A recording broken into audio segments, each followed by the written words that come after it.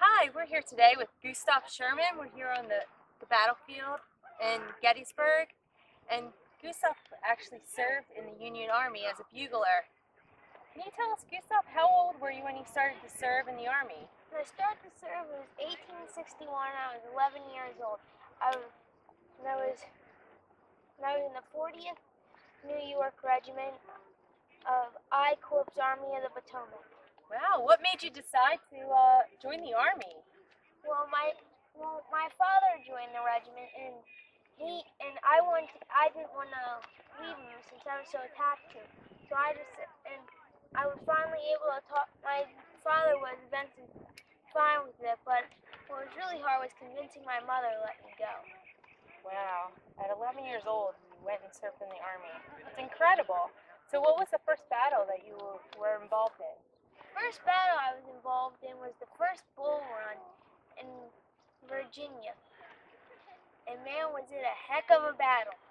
Wow, and so what company were you in? Company I was in was I Company.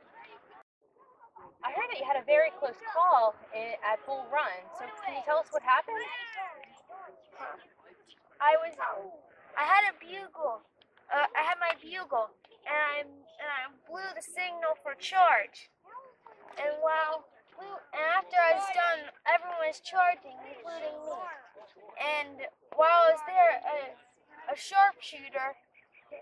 Confederate sharpshooter, was trying to gun me down, but he missed, and he shot, and I did a backflip, and I landed on the ground. I thought I was wounded, but I looked at myself, and I wasn't. And then we were being pushed back by the Confederates, and there was a cabin on the battlefield. So I hid under one of the tables pushed up against the wall in the cabin.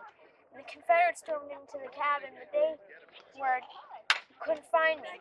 And then after they left the cabin, and later I waited in there for another hour, they went back to their headquarters. So after I was sure they were gone, I left, and I went back to headquarters. And then on my way back, someone else says, "Gustav, look what happened to your bugle."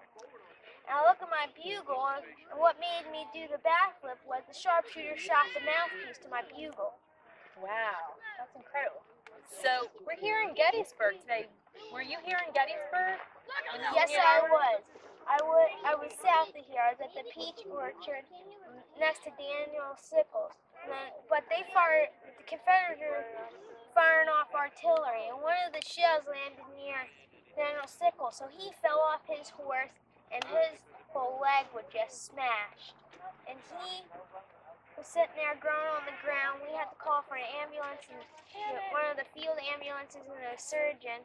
And while it was only minutes before the ambulance came, but it seemed like hours. Wow. So the ambulance finally came, and they put him on the stretcher. Finally, Sickles was smoking a cigar, puffing on it, even though he was injured. He must have been a tough guy. So, Gustav, we're going to take a tour of the battlefield, and would you show us some of the major monuments on the battlefield? Well, yes, right here we're at Daniel's Cannon Battery, right here next to Internal Light Monument.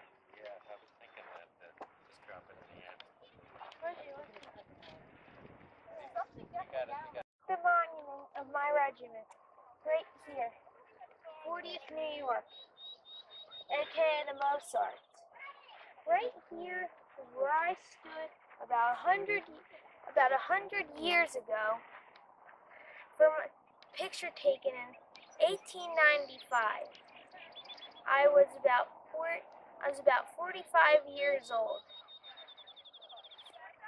This right here is all the casualties we had. Mozart Regiment, 3rd Brigade, 1st Division, 3rd Corps, July 2nd, 1863. 1:30 p.m. Casualties, killed 23, wounded 120, missing 7. Yes, but where I wasn't exactly here. I was over that way towards the peach orchard, where I was by a barn, which is where my commanding general, Daniel Sickles, at the time got his leg blown off by those darn Confederate archers.